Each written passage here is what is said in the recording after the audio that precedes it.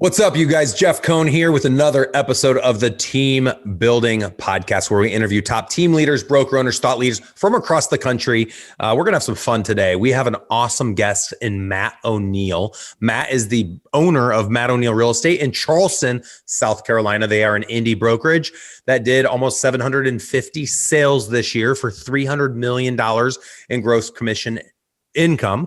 That was across around almost 60 agents that he has currently within the brokerage. He's also a father of three beautiful little girls who are 7, 5, and 3 years old. And Matt is just 39, turning the big 4-0 on his next birthday. Matt O'Neill, welcome to the show. What's up, Jeff? Happy to be here, man. Dude, looking forward to our interview today. You said 300 million in gross commission. That would be great. They are crushing it. No, you just keep that. You know, I've learned in life, anytime someone gives you a compliment, even when it's a mistake, just say thank you, ladies and gentlemen. Hey, no, I appreciate that. 300 million in commissions though, dude, that's when I got to be thinking as big. Huge commission income. Yeah. It's funny. I had Kyle Bach works with TPMCO. They're out of Kansas City, the personal marketing company. There's a little plug for you, Kyle. I had him speak at one of my workshops a couple months ago, and I didn't have a lot. Like, I didn't know how to introduce him, and I own the company. I'm introducing him, and I'm like, crap, I didn't get like his information. So I just said, you guys, I'd like to welcome Kyle up from TPMCO. He's like 30 years old. I go, this is the founder. The company's been around for over the amount of time I think he's been alive. But I said, this is the founder, the thought, the thought person behind this. He's also the CFO, COO, CEO.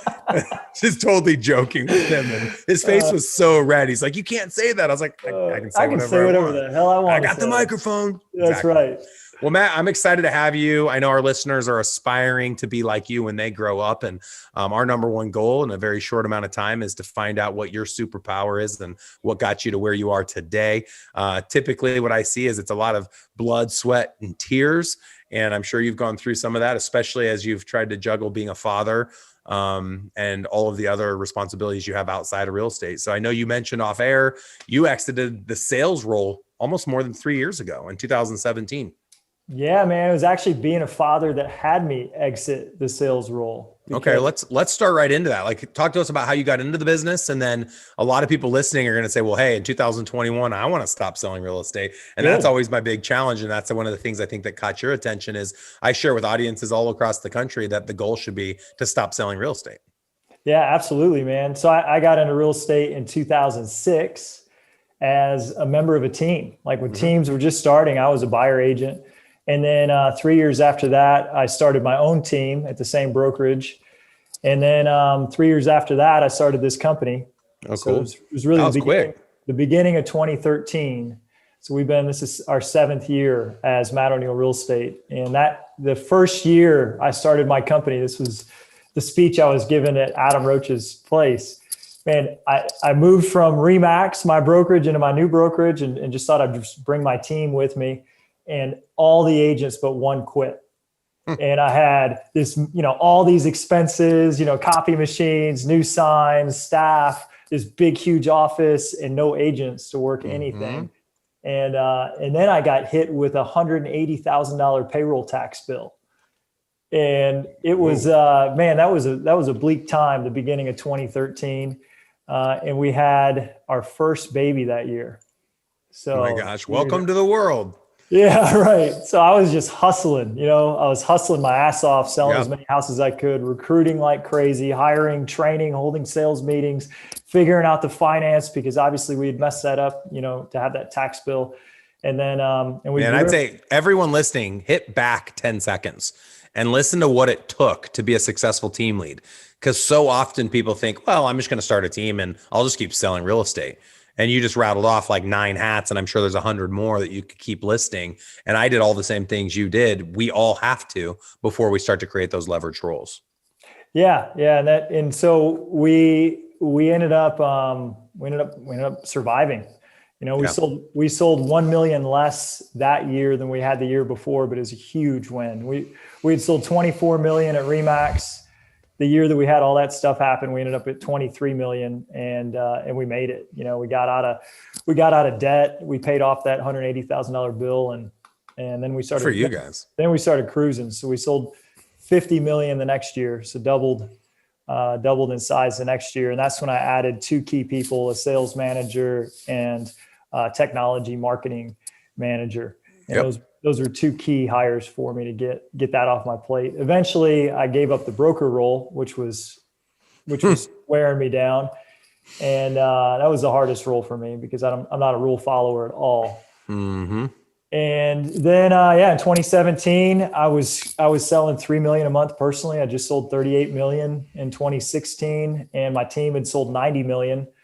And dude, I was about to have a nervous breakdown. 2 little kids, a newborn baby, and then at this point, a 2-year-old. And I just said, I'm not gonna. And if it was just selling, as we all listen, the hard thing isn't the selling. Selling's easy. That's the fun part, right? Selling gives us the endorphins and we make all this money.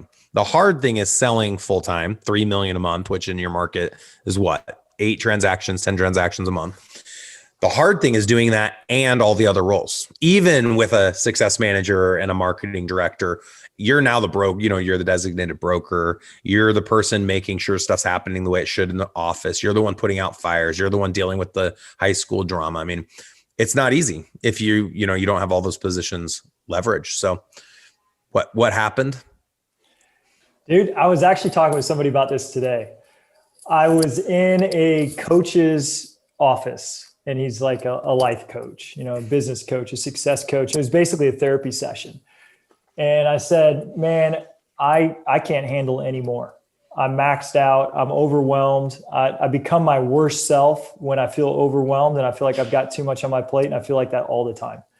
And I'll never forget, man. It was like 3 words that changed my life. He said, "You can handle more." I'm like, "What are you talking about? I just told you I can't handle another thing. I can handle more." And he said, "You ever heard of Richard Branson?" And I said, "Yeah, I've heard of Richard Branson." He said, "He has 100 companies. You've got one little company. If he can handle 100 companies, you could probably handle 2 companies." And I was like, okay. So it was like a shift. It was just a small shift in my consciousness and my awareness of what was possible.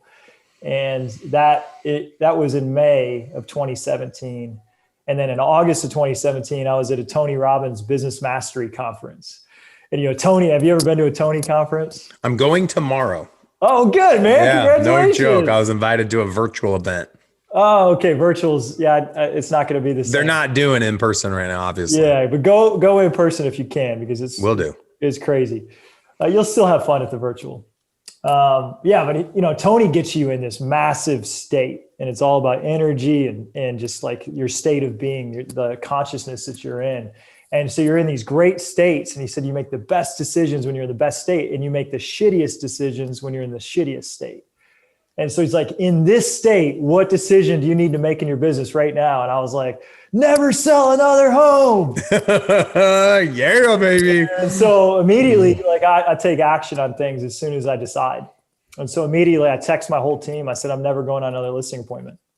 And I came back and never went on another listing appointment. And that was it. It was just a decision. But to be profitable, I had to double my team.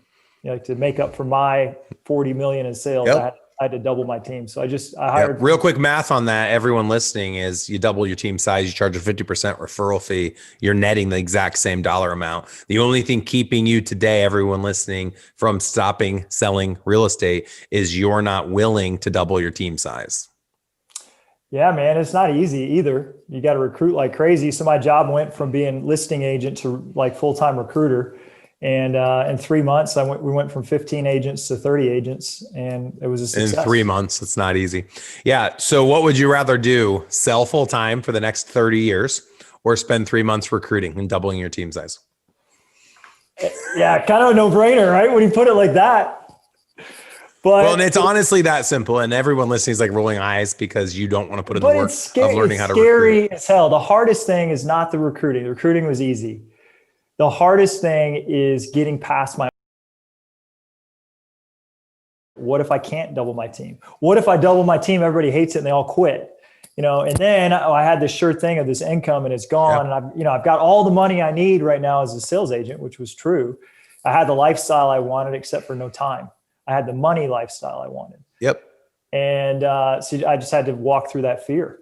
And Yep. so anyone who's listening, who's like, dude, I don't want to be at kitchen tables until 8 o'clock at night anymore. And I want to give my kids story time and have dinner with my family. You want to be at the kitchen table. You just want to be at your kitchen table. Yeah, that's right. And I don't want to be at their kitchen table with the dog with his nose in my crotch. They're like, hey, you want a drink? No, I don't want a drink. I want to go home. Kids. Yeah. Yep, I'm with you, brother. Our story is very similar. I got licensed in 2006. I launched my real estate team in 2011. I exited the sales in 2014.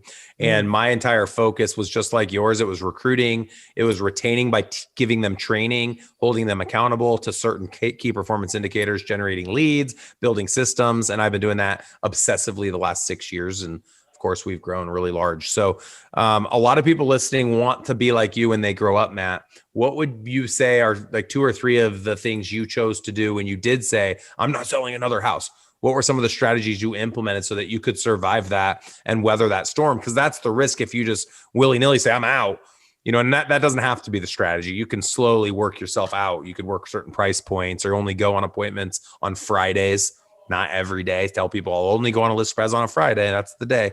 So, what were some of the things you did other than doubling your team size?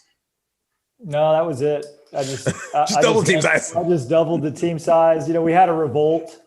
Of course, the 15 agents who were here didn't like that there were now 30 agents. What's good? So here are some limiting beliefs. And I've gone through this so many times. I went from 6 to 12, 12 to 24, 24 to 70 right now. Oh, congrats. They're going to lose leads.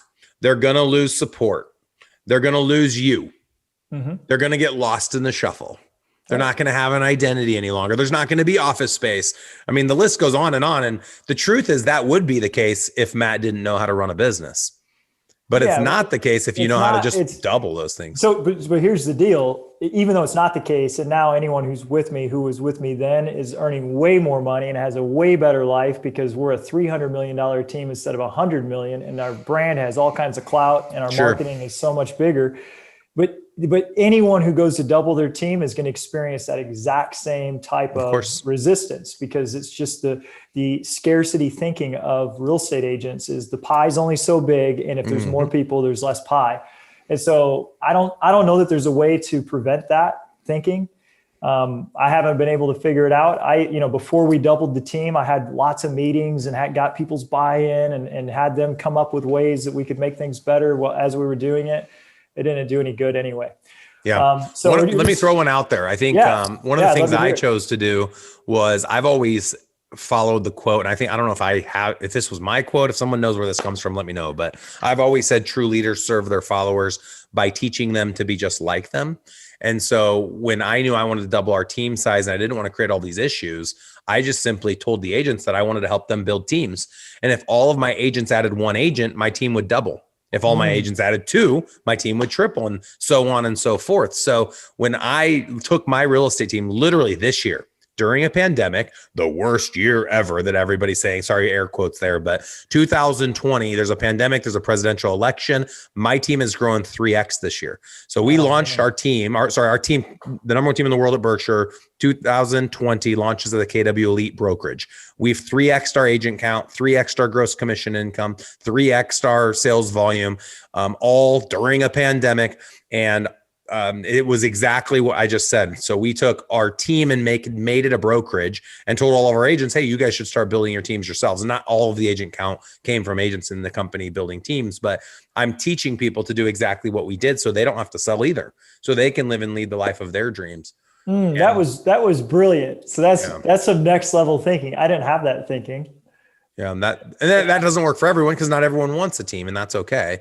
But it is a way that I think it makes it not feel the same way that I think agents feel when it grows. I think the number one thing when I put myself in their shoes is they have this comfortable environment, right? Mm-hmm. They know when they go to the office with the 7 or 17 people that they know, like, and trust. That feels good. It feels comfortable, and they're scared every time you add a person. It's going to be the bad hire. It's going to be the person that's going to poison the well. It's not going to feel the same anymore. It's not going to have that family-like feel. It's going to be a different culture, and it's going to be a different company. Yeah, nobody likes change. Yep. Yeah. So, but I like the way you did it, for sure. Yeah. We didn't do that. We didn't do it that way, and we had a silent revolt. Private meeting. about how bad it was. The behind your back revolt. Yeah. Yeah. Hey, you guys, if you're an agent listening and you like to bitch behind everyone else's back, I challenge you to not be cowardly and go directly to the person you have an issue with and ask them to lunch and share all of your anger with them, because keeping that in is going to ruin your life and ruin the lives of the people around you. We have several examples of this just recently, and you start catching wind. Matt hears about it. Jeff hears about it. Like, we're always going to know, because people think they'll elevate themselves by telling you all the negativity that they hear about. But guess what? I know that if they heard it, they were part of the conversation. And so my ask is always, why didn't you walk away? Why did you even listen to this story? Yeah. Right? They were part of it. Even listening to someone that's spewing negativity makes you part of that negativity. So go if you have issues, and you always complain up, right? Never complain down or sideways, because that's not going to get you anywhere. Yeah. Yeah. I say this to myself a lot too. Like, if I've got a complaint, if I've got a bad attitude, some negativity, it's a message for me to take action. I like it. So I think for me personally, if I'm upset about something, I'm like, all right, so this is a good thing. This is a message that I should be taking action in some way. So what action do I need to take right now? But complaining to somebody else, all you do is try to recruit them to your side. Just to say, hey, you see it like I see it. And by the way, all of your friends will always be recruited to your side. They'll always tell you that they see it your way, right, and justify you. It doesn't mean that you're right. It just means that you've got good friends. Yep. Nope. 100%. That's a great point. Well, those are some solid suggestions and fair warnings for those that are wanting to scale as we turn this corner into 2021 and put 2020 behind us. All of us have a lot of goals.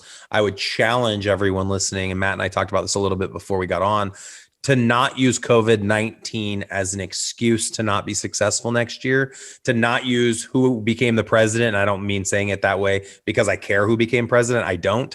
But don't use who becomes the president as an excuse to not be successful next year. I think people are always looking for excuses to fail. And I share this based on my experience in 2007 and 8 and 9, when the market tanked, and I'd ask agents why they weren't doing well. They'd look at me like I was crazy. They're like, have you seen the market? Yeah. And I'd say, no, I haven't. I've been selling real estate. I've been knocking doors. I've been going to opens. I've been cold calling. I've been building my business, and I was crushing. I grew 25% a year for 5 consecutive years individually. And then when I launched my team, we grew exponentially. We doubled, tripled year after year after year. I ignore the messaging, and I challenge everyone to do the same. We're in the best real estate market in history from a seller's market perspective. Hell yeah. Interest rates are locked. The Fed has said they are not raising rates for another 2 years. People can buy houses now like they never have been able to buy them in the past, as long as you can find inventory. So for those that are willing to really hit the ground and run and not make excuses, you will be successful in most markets. I don't know why anyone would make excuses right now. This is the very best environment to be a real estate agent that I've ever seen. Like, it's ridiculous. It's better than 2006 when I got in. And we grew every year significantly through 7, 8, 9, 10, 11, just like you guys did. Even with the market, how it was? Oh yeah. All those agents are like, oh, can you believe this market? I'm like, yes, thank God. It's amazing. We're crushing. Yeah. And, you come out with work ethic like that too, because you did have to grind, man. Short sales were tough. Dude, you took listings not because they'd sell, but because you generated sign calls. Yeah. I told sellers, I'm like, hey, average time on market 7 months. We probably won't sell your house, but I will get a lot of sign calls. You'll get a lot of showings. And over the course of 7 months, you'll get 7 showings. And I'll pick up some buyer leads. I mean, that's why we took listings. Let me give a light at the end of the tunnel, because I talked about the bad side. Yep. And it wasn't long after the revolt. So we had that. I stopped selling homes in August, doubled the team before the end of the year. The kind of like the silent the discontent was in January. All those agents were either fired by me or left by June, the ones that weren't happy. And we, of course, just continued to recruit. And by the end of the next year, I had almost replaced my income and was going on no listing appointments. And so then the whole team too, by the way, those bad seeds that were complaining were bad seeds even before we doubled. I just didn't know that they were so bad. And so getting that negative energy out, man, we brought in a ton of positive energy. We got the best culture we've ever had now at 60 agents. And it's way better than it was at 15 agents, because we got 60 agents who love being here. I love it. A great book, you guys, that speaks to this. I've referenced this a lot of times, is the the five dysfunctions of a team by Patrick Lincione. One of the characters in the book, who is the negative Nancy agent, is Mickey, and she spoils the whole group. And there's a lot of teaching around this concept that one bad egg can really ruin everything. So you remove that one person, even if they're a big producer, you'll find that your other agents are going to perform much higher. You're going to attract people that you didn't know were staying away because that individual was inside your world. So I love the adage. I subscribe to it: hire slow, fire fast. For anyone thinking right now of a person that shouldn't be in their world, please go to them today and invite them to some other better opportunity that is not in your world. And I promise you will be better for it. Hell yeah. Yeah. I couldn't agree with that more, man. Yeah. Yeah. And get to it fast. Absolutely. Just fire fast. If somebody's not a culture fit, if somebody's complaining, if somebody continues to come and say, this isn't good enough, just say, here's the door. There are places that are good enough for you, and it's not this one. So let's go ahead and just get, cut to the chase. And they'll back up and say, oh, no. And I'm like, It's too late. Right. Exactly. And it's okay. And it's okay to let people go. And, I think a lot of us have poured so much time and energy, heart, blood, sweat, tears, or whatever, into our businesses that we take it personally when someone doesn't like what we've built. But people won't like what you've built because they don't like the person that they've become. It has nothing to do with the organization you built. It's really just their own problems. And you don't need to have their problems in your world. So you can invite them to go find a different world to share their problems with, and not yours. If they're hindering people's growth, they cannot be inside your world. So, Jeff, man, that's some wisdom right there, man. Yeah. Yep. I've lost 100 agents probably. I mean, over the course of my career, I've lost lots of agents, and many have been invited to leave, and some have left on their own. And I used to take it so personal. And me too, man. You don't need to take it personal. It's okay. It used to absolutely crush me because real estate agent, I think most real estate agents want to be liked, and especially the company's my name, Matt O'Neill Real Estate. It's like they're leaving me, they're breaking. I know they don't like me. Matt, I take it next level. It's not even that they don't like me per se. It's that they didn't believe in my vision and that my vision was going to help them be the best version of themselves. And I tell everyone, I believe right now to this day, if you're listening and you're in Omaha and you want to come join us, come join if you believe in this sentiment. I believe that in my world, they'll make more money in less time with less energy, and that we will be the vehicle that allows them to live and lead the life of their dreams and the legacy they've always wanted to have. The reason that I think a lot of people don't choose to come is they're scared of the work that's going to have to go in to being successful. And they know that I've built a mousetrap that can expose lazy agents. I know if you're not working because I know exactly what it takes to be successful. So I think a lot of agents like to hide. And, I'm going to steal it from Glenn Ross movie, the whole adage of coffees for closers. There are club real estate agents that just are in it just to have something to do. And that's okay. We allow those agents in our world, but I think those people are embarrassed because birds of a feather flock together. And typically, if you want to be a BA successful business person, that's the world I built. If you want to be like average or below average and you're not excited about waking up every day and interacting with people and getting after it, do not come into my office. Do not show your face. I want nothing to do with you because you're just going to pull me down. So I invite winners to come in and join my organization. And I invite people that don't think like a winner to go and join all of the other brokerages. Yeah, same. The non-winners don't want to be here and they don't want to be on your team because they don't fit in, and you want to hang out with people you fit in with. Absolutely. But also, if I had a team though of a bunch of non-winners, the winners wouldn't want to be here either. 100%. Yep. And let's make sure we acknowledge the word winning doesn't mean making money. The word winning is a lifestyle. It's trying to become the best you can be in everything that you do. So I want people winning at their relationships. I want people winning at their mental space, physical space, the way that they serve their community. We're all about winning in every area. So I think life's just a pursuit of always trying to become better. No one ever arrives. And we want to be surrounded by those types of people. I loved your point. People will follow. I just saw a meme. I sent a meme to a friend yesterday that said something to the extent of you know what kind of leader you are based on the type of people that follow you. So you can judge the leader you've become by looking at those that choose to follow you. And it's okay if someone doesn't choose to follow you. It's just them simply saying they don't want to be like you when they grow up, or they're intimidated to become like you when they grow up, and they're too scared. So I look at David Goggins. He's an ultra marathon runner. Love he runs him. Yeah. 200-mile races. Yeah. No offense. And I'm sitting here probably 80 pounds overweight. I don't want to be like him physically. I know what he's had to put in. He's talked a lot about it. Have you listened to or I love that guy. Yeah, stuff. He did 1,000 pull-ups in a day. Yeah, dude's a machine. He was on David Letterman. He tried to break the world record. He eventually did it, but failed twice. If you look him up, look up hamburger hand David Goggins. Oh, if you want to see a hand that's completely opened up from his pull-ups because the bar had too much wiggle in it. Well, Jeff, I got to get running, man, but I really enjoyed this time. Yeah, dude, this was a great interview, Matt. I appreciate it. How does somebody get in touch with you if they want to kind of throw a referral your way, or they want to look at possibly joining your brokerage? Yeah, man, all the information is right on our website, mattoneillrealestate.com.